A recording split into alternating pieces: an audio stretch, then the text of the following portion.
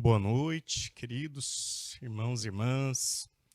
Que bom nós louvarmos a Deus, engrandecer a Ele por meio de louvores, expressar diante de Deus nossa gratidão e assim fazermos parte também desta família que canta, que louva também ao Senhor.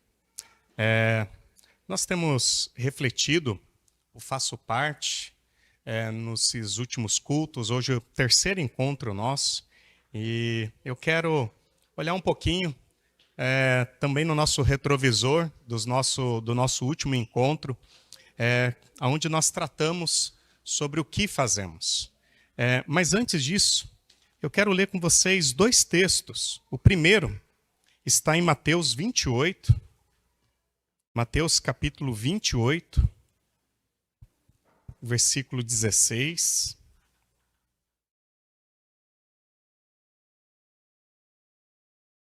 Mateus 28, 16.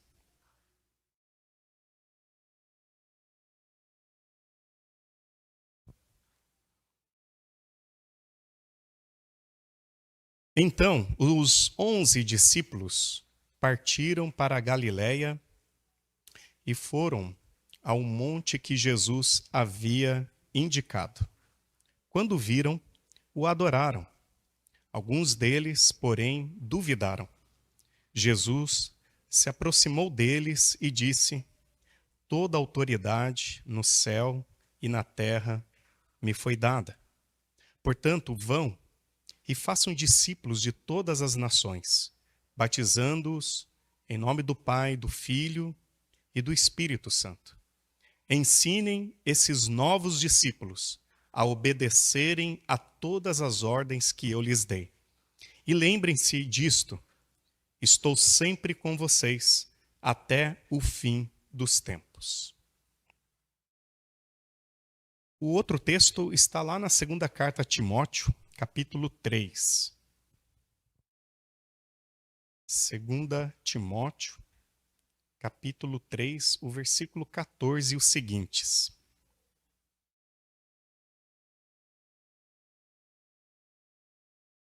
Diz assim: Você, porém, deve permanecer fiel àquilo que lhe foi ensinado. Sabe que é a verdade, pois conhece aqueles de quem aprendeu.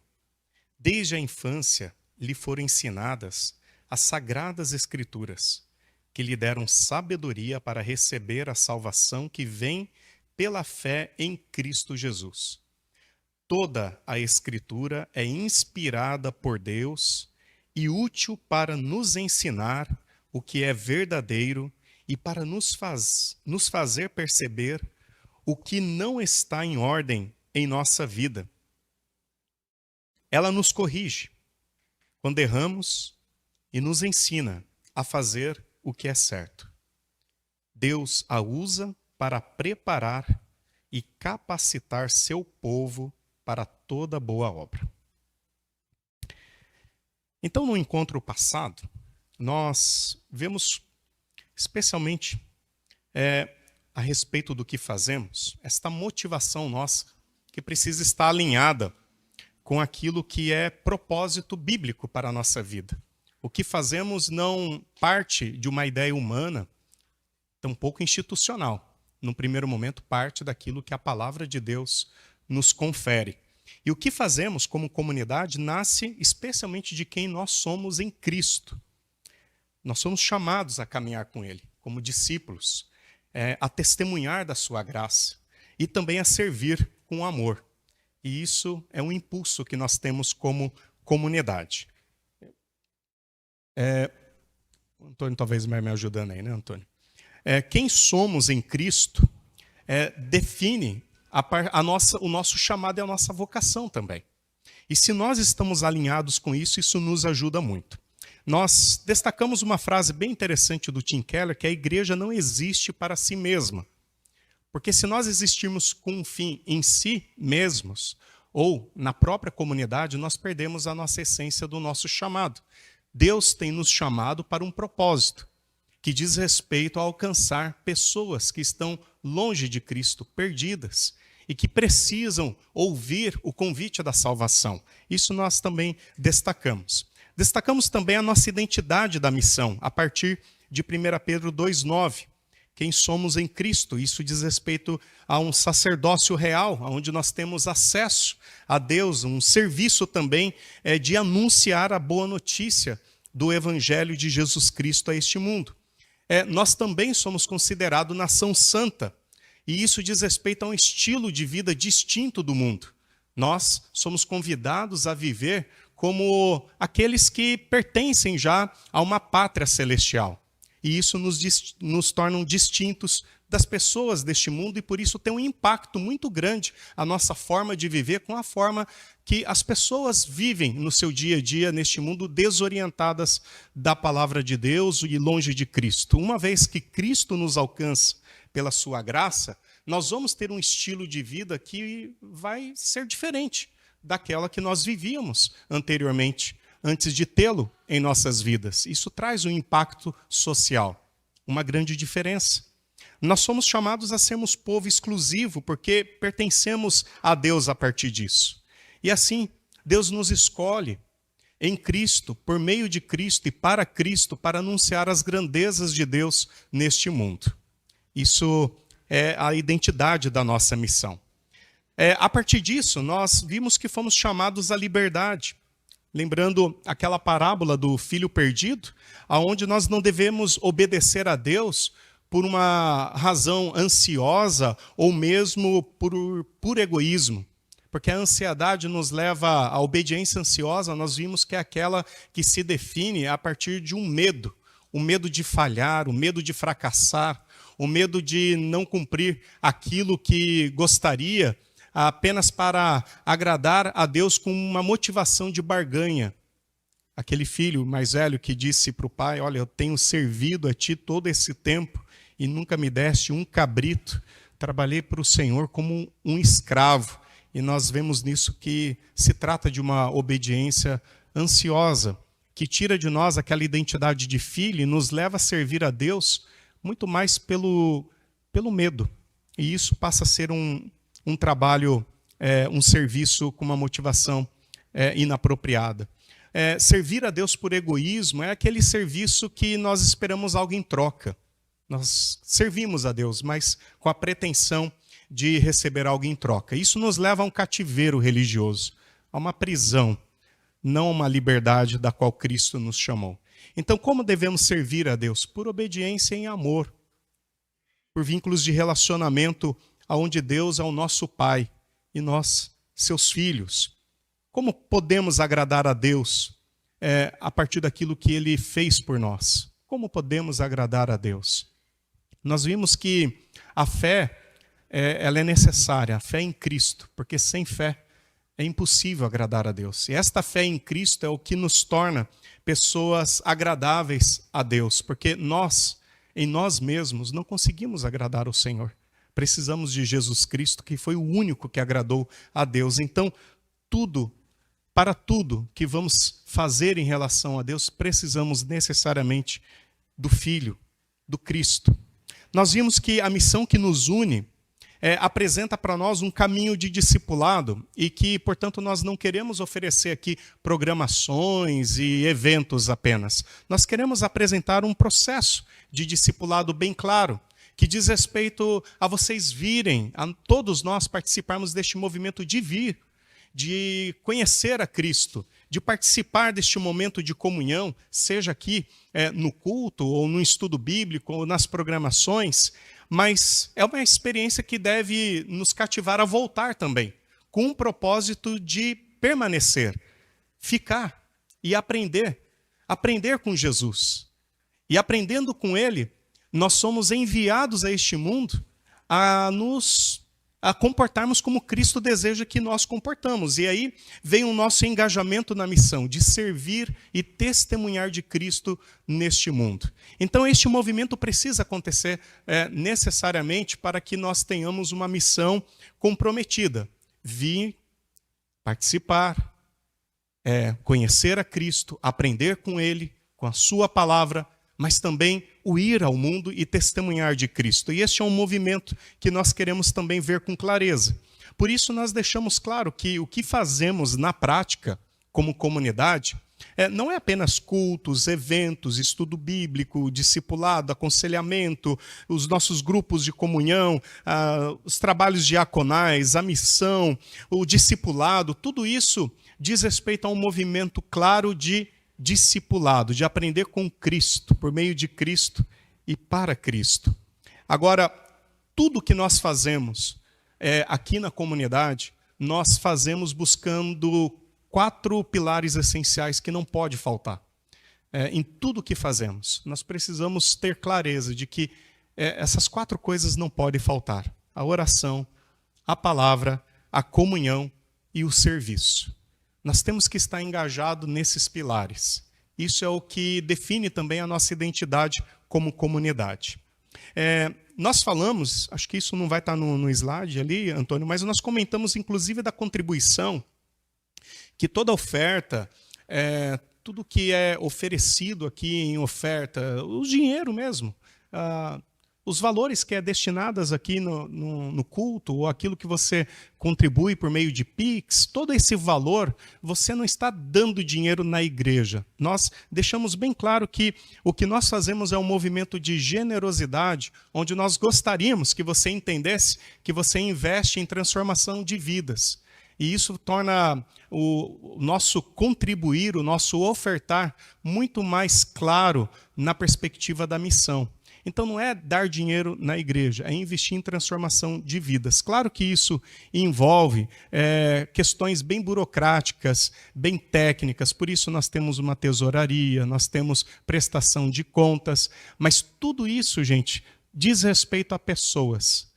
E o dia que não disser respeito a pessoas, nós vamos estar falhando na nossa missão. Então isso é importante ficar claro. Mas deixamos desafios para nós refletirmos. Reflexões pessoais para nós. Se nós temos caminhado com Jesus ou só se aproximado dele eventualmente. Nós temos crescido como discípulos de Jesus? Você tem servido a Cristo pela motivação correta ou tem sido apenas um espectador? Então, nesse sentido, nós também fomos desafiados a pensar como estamos vivendo o nosso discipulado. E aí, como comunidade que pertence ao corpo de Cristo, nós, como que aqui de Balneário, nós precisamos entender que somos chamados a sinalizar o reino de Deus neste mundo de forma bem visível. E isso nos leva à nossa declaração de visão também, onde nós queremos ser uma comunidade viva de discípulos de Jesus, que se fortalecem na fé, que é sustentável, que é comprometida com a missão, que forma líderes e discipula novas gerações para viver e proclamar o evangelho com relevância. E hoje nós queremos destacar a ideia de como nós fazemos a missão de Deus. E por isso esses 2 textos que nós lemos, ele é fundamental para nós refletirmos a base de como nós fazemos o que fazemos. E a primeira questão que tem que ficar clara para nós é que tudo depende desta centralidade de Cristo. Cristo tem que estar no centro. Se Jesus não é o centro da comunidade, se não é por Ele que nós estamos aqui, então nós também estamos equivocados na nossa maneira de fazer missão. Porque a missão começa no próprio Cristo, é de Cristo, e é por Cristo que nós estamos aqui. Então, isso nós temos que deixar também claro, porque se isso faltar, se Cristo não for mais o centro da nossa mensagem, da nossa vida, da nossa comunhão, nós começamos a nos perder no processo.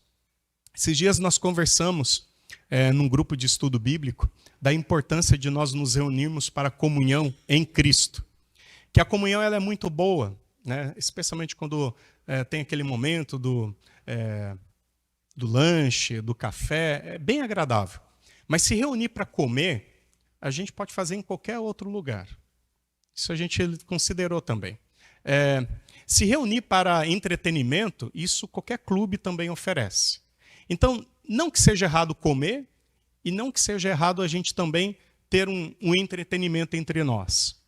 Mas não pode terminar ali. Nós não podemos nos reunir apenas para comer, apenas para um mero café. Isso a gente pode fazer em qualquer outro espaço. Mas quando nós nos reunimos, essencialmente, nós temos que ter em vista a comunhão em Cristo. E por que isso faz toda a diferença? Vocês já perceberam que não é difícil ter problemas, grandes conflitos, todas as vezes que existem encontros de grupos? Todas as vezes que nós temos um grupo social, existe um potencial de crise, inclusive na própria igreja. Mas quando nós nos reunimos por causa de Cristo, isso muda tudo. Deveria mudar tudo. Esse centro, essa centralidade em Cristo nos ajuda a não apenas nos reunir pelo propósito que pode nos manter unidos, mas também é a razão que faz com que os nossos afetos, os nossos pensamentos, os nossos sentimentos, as nossas emoções sejam redimidas. Porque é Cristo quem baliza isso dentro de nós. Sem Ele, nós temos um potencial de permitir que os nossos egos e vaidades entram em cena, e isso pode trazer grandes transtornos, seja em grupos pequenos, pode ser na própria família, pode ser num grupo pequeno, pode ser num grupo maior. Se nós perdemos a centralidade de Cristo, nós somos um potencial de crise e conflito. E não que não sejamos sem Ele, mas Ele nos ajuda a permanecer unidos. E essa centralidade em Cristo leva a gente a entender que o próprio Cristo chama pessoas para o seguirem. É o próprio Cristo que forma discípulos. Ele morreu, Ele ressuscitou, Ele enviou seus seguidores para a sua missão, como nós lemos aqui em Mateus 28, 19. Ide e fazei discípulos. Esta ordem não foi de um discípulo de Jesus, foi do próprio Mestre e Senhor de nossas vidas, o próprio Cristo. Ele também nos ordena a fazer testemunhas.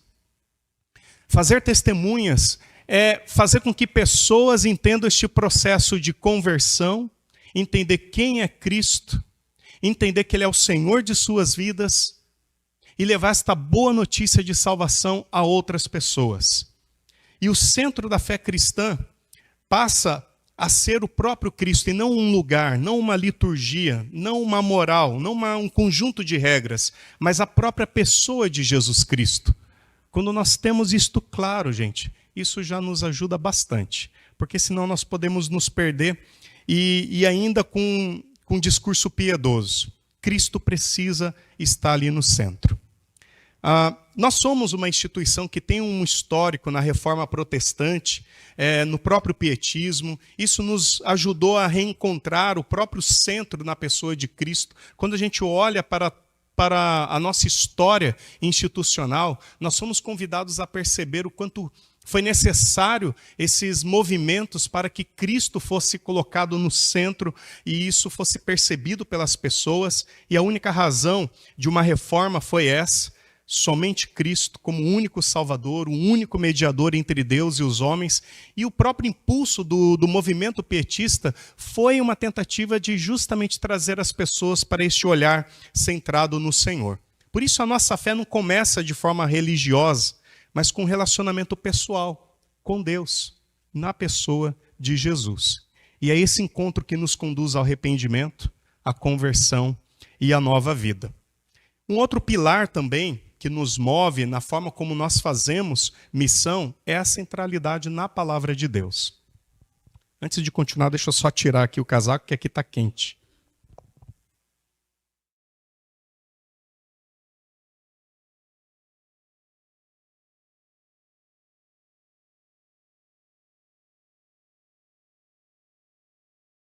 Olha só, nós lemos aqui em 2 Timóteo a importância das Sagradas Escrituras. A Bíblia, ela precisa também estar no nosso centro. A palavra de Deus, ela tem que ser a razão que também nos move e nos une. E aqui, Paulo vai escrever a Timóteo que toda a Escritura é inspirada por Deus e útil para o ensino, para a repreensão, para a correção e para a instrução na justiça. Lutero, os reformadores, de forma geral, Eles levantaram esta bandeira de que somente a Escritura tem autoridade final sobre a fé e sobre a prática da vida cristã. E dentro do próprio movimento pietista, isso foi retomado como uma convicção, nos lembrando que a palavra deve ser vivida e compartilhada, e não apenas decorada. A palavra de Deus deve ser vivida e praticada. Ou seja, se nós nos reunirmos para ouvir a palavra, para estudar a palavra e não colocá-la em prática, algo também está errado.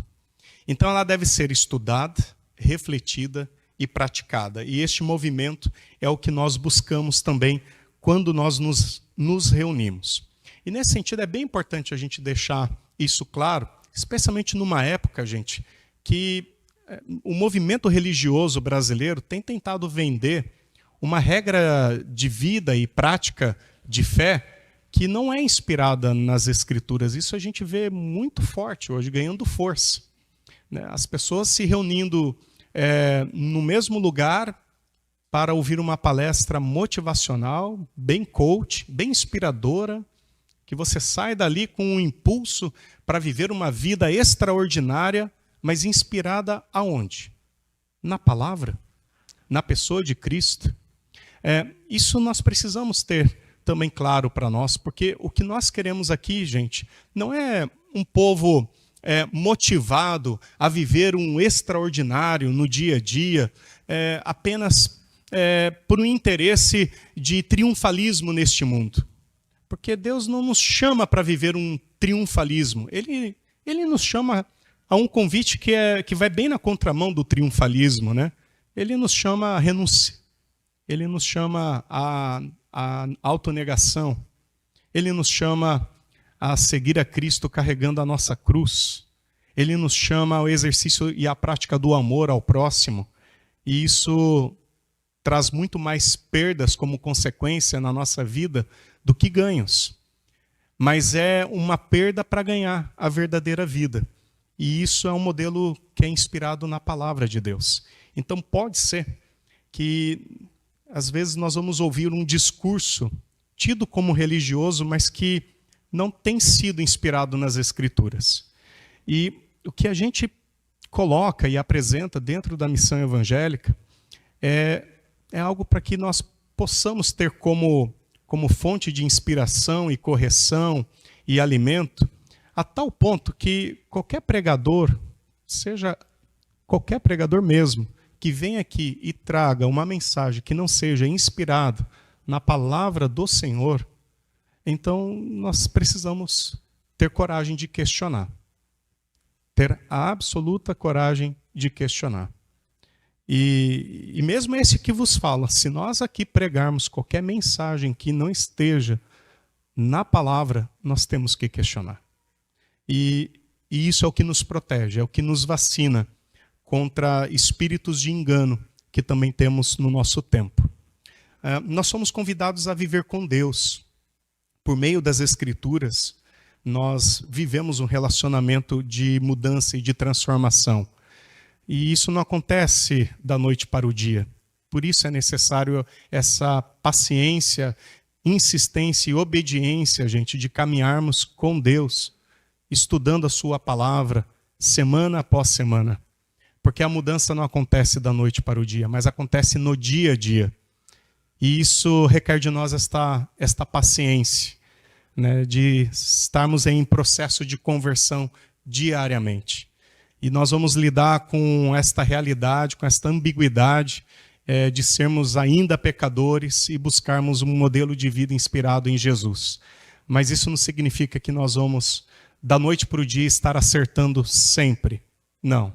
Nós vamos correr o risco de estarmos entre altos e baixos, tropeços e momentos de levantar, pela graça e pela misericórdia de Deus. E isso é muito comum e é natural e é o que nós esperamos de cada um de vocês. Que vocês tenham em mente que a mudança que nós precisamos e que deve acontecer na nossa vida, acontece sim pelo agir, pela palavra de Deus. Mas isso é uma longa jornada de obediência no Evangelho. E não é uma mudança que vai acontecer num culto, não. Então é por isso que nós insistimos da necessidade de estarmos sempre em comunhão e estudando a palavra do Senhor.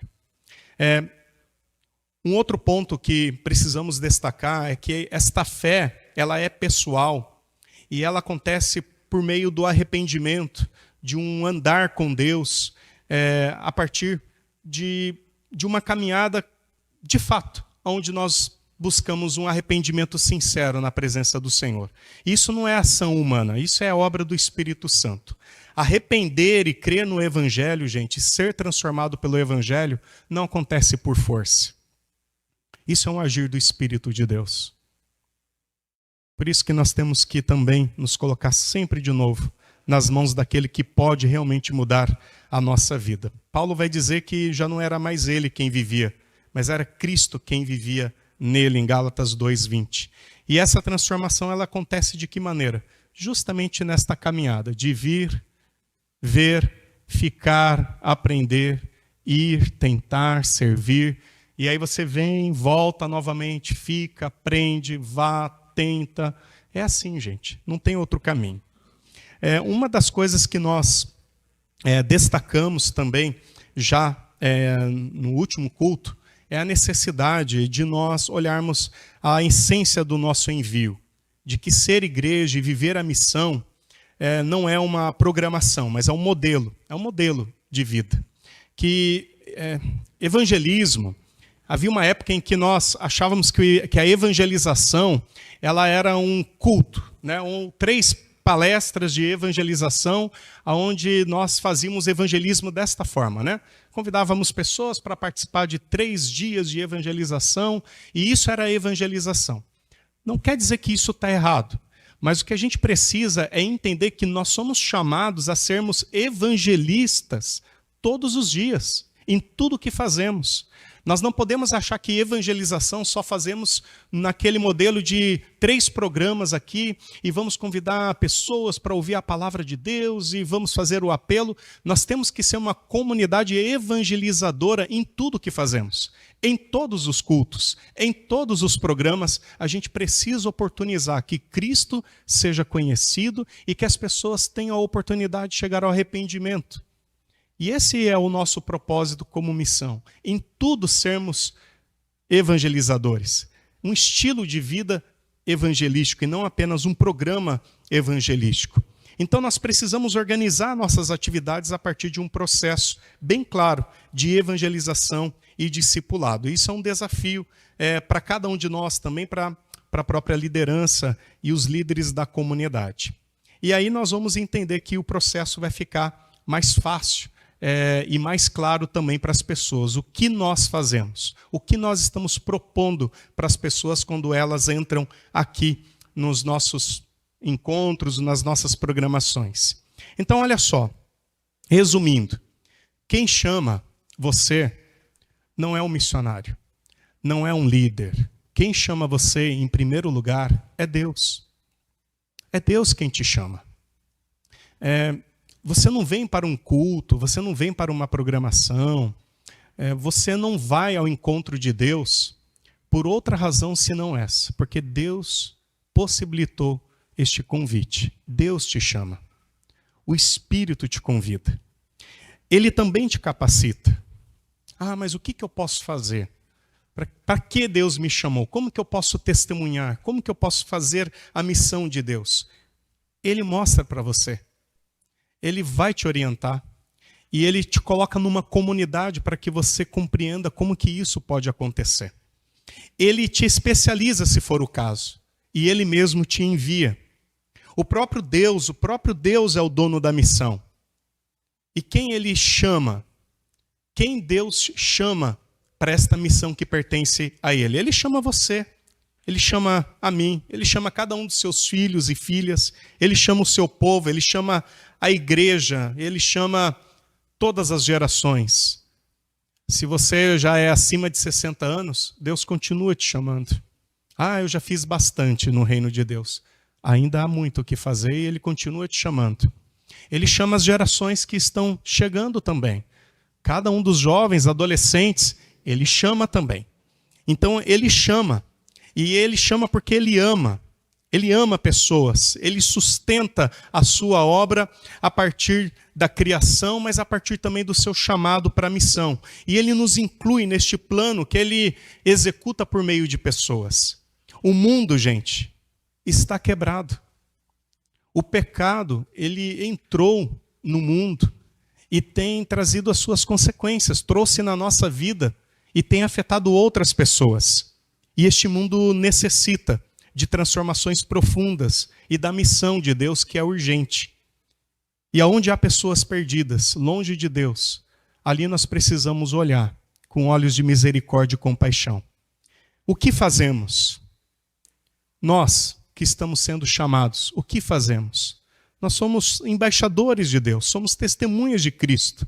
E Ele tem nos convidado a se encontrar com Jesus, a segui-lo e a participar da sua missão, promovendo o ministério da reconciliação. Essa semana nós refletimos da importância do ministério da reconciliação. Aquilo que o profeta Natan fez com Davi. Um ministério de reconciliação. De ajudar Davi a ser restaurado pela graça e pela misericórdia de Deus. Apesar do pecado ter como consequência a morte. Mas o ministério da reconciliação possibilita a gente oferecer para cada perdido, para cada pessoa que está desesperada no seu pecado e não sabe o que fazer, uma salvação, que é encontrada em Cristo. Deus nos convida a levar a paz a este mundo, a reconciliação com o próprio Deus por meio de Cristo. E essa resposta a esse chamado só é possível se nós encontrarmos no encontro pessoal com o próprio Cristo. A nossa resposta ao amor de Deus precisa ser feita a partir deste relacionamento. E que isso possa brotar de um coração grato. De um coração que reconhece o que Cristo fez. E por isso, a minha expressão de gratidão é obedecê-lo, sendo um discípulo dele neste mundo. E isso precisa de disciplina, sim, precisa de intencionalidade. Mas, acima de tudo, precisa de um coração de filho, de filha. De filho e filha. A missão tem Jesus como modelo. É sustentada pelo Espírito.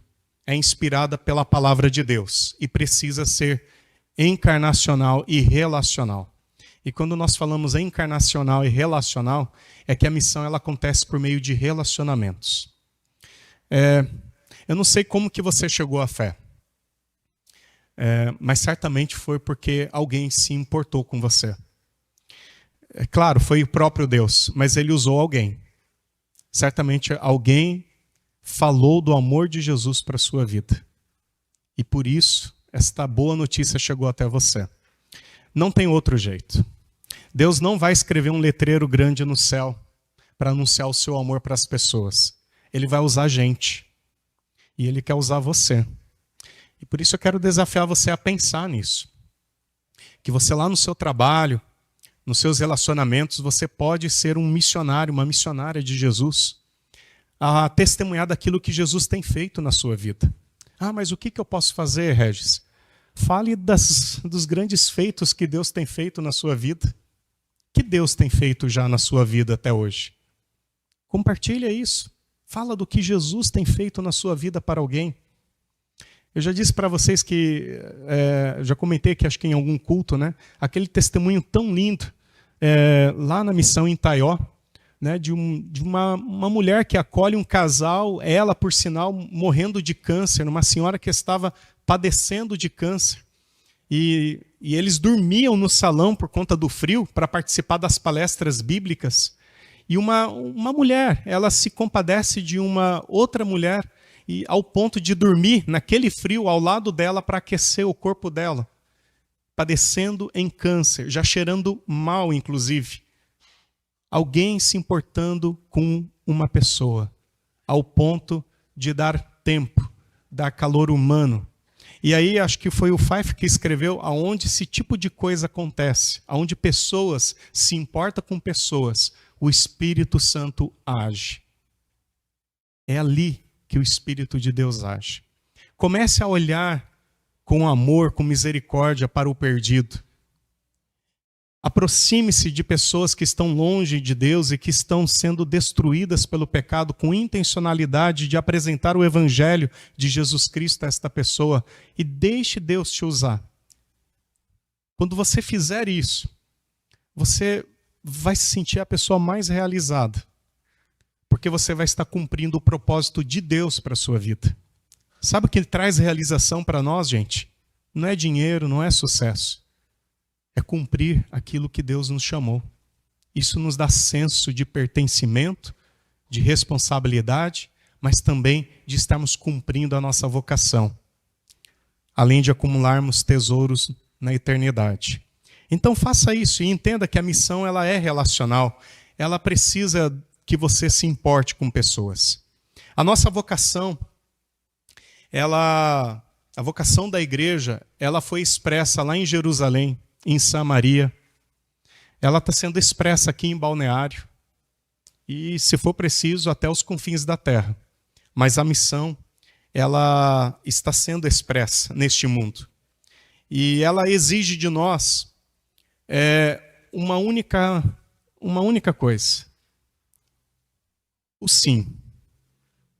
A disposição. Para fazer missão, o que nós precisamos ter é um sim. É dizer, Senhor, eis-me aqui. Me usa. Então, eu não sei como que vai ser o nosso trabalho missionário daqui para frente. Mas como foi até aqui, foi por graça e misericórdia de Deus. E foi Deus usando pessoas. Essa semana eu conversei com o Neri, eu vi histórias assim incríveis. E a gente percebe como é um milagre realmente o trabalho de Deus. E nós chegamos aqui. Muitas pessoas já passaram aqui. Nós também vamos passar. Mas hoje somos nós que estamos aqui. E o que nós podemos fazer para Deus, aonde Deus tem nos chamado? Eu queria te desafiar a pensar com carinho nisso, para que nós não sejamos meros espectadores na missão de Deus, mas que sejamos aqueles que fazem parte da missão. Então, comunidade, irmãos e irmãs, vocês foram chamados, eu também. Como que nós vamos responder esse chamado? Eu espero que seja com um sim. Eis-me aqui, Senhor. Que Deus nos abençoe e que nos fortaleça nesta missão. Amém?